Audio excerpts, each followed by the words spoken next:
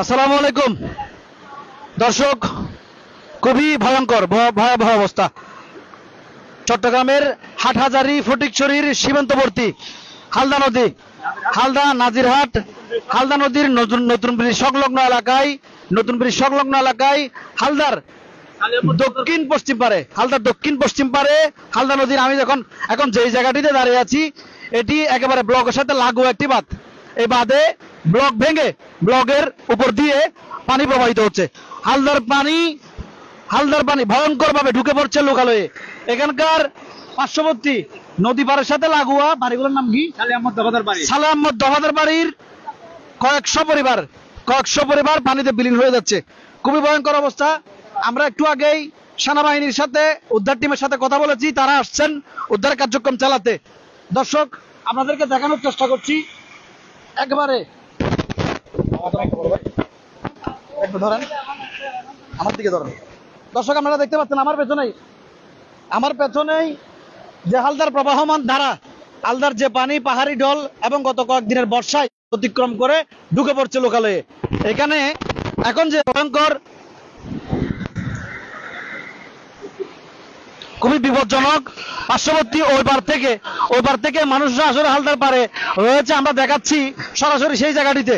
এখানে অসংখ্য মানুষ, এখানকার নদী পারবাসী যারা রয়েছেন তারা আতঙ্কে রয়েছেন, এবং যারা বাড়িঘরগুলো থেকে উঠে এসেছেন তারা মোটামুটি অন্যদেরকে রক্ষা করার চেষ্টা করছেন। এখানে হালদার নতুন ব্রিজ সংলগ্ন এলাকায় অন্তত কয়েক শত মানুষ এখানে আসলে দাঁড়িয়ে পাহারা দিচ্ছেন। এদিকে ভেঙে পড়ছে দেখে এখানকার যারা স্থানীয় রয়েছেন তারা আসলে তাদেরকে আটক করে রেখেছেন, এদিকে ঢুকতে দিচ্ছেন না।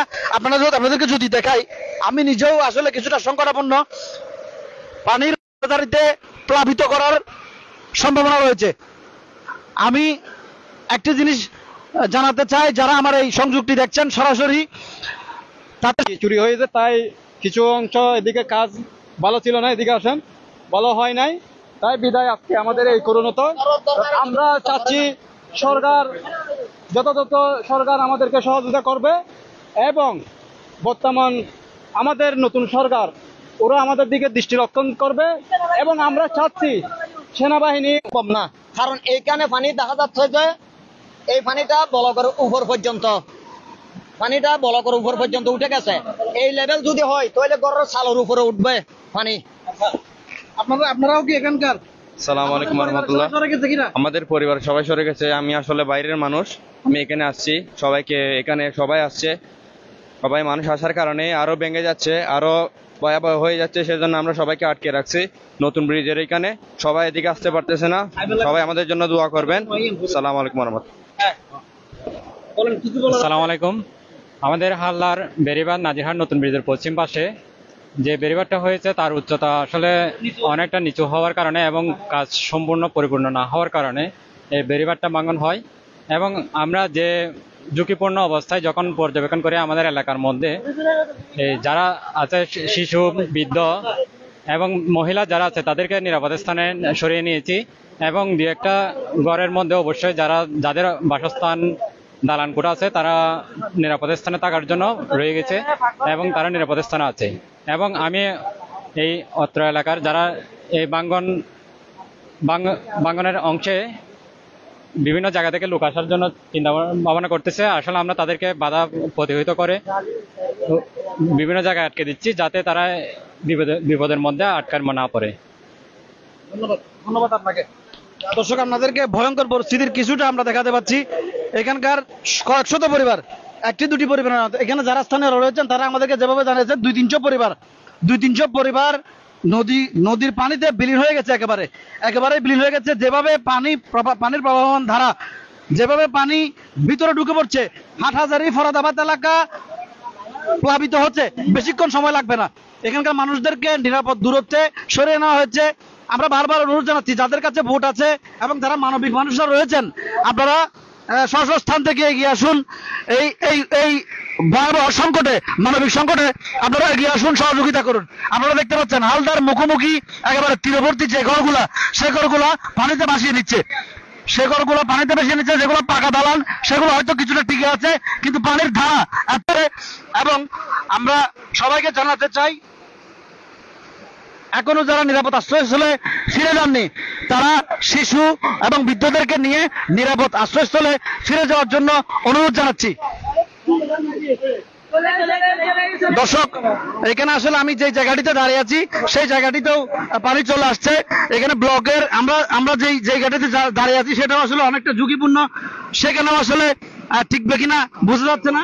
অনেক ভয়াবহ পরিস্থিতি। পানির ব্যাগ এত বেশি যে এই ঘরগুলো কয়েক মিনিটের মধ্যেই তলিন হয়ে যাবে, বিলীন হয়ে গেছে। 5টা ঘর ইতিমধ্যে তীরবর্তী, 5টা ঘর ইতিমধ্যে আমি আমাদের স্থানীয় নাগরিক, আমাদের এখানে অলরেডি 3টা ফ্যামিলি বিলীন হয়ে গেছে, 3টা ঘর একেবারে নিশ্চন্ন হয়ে গেছে।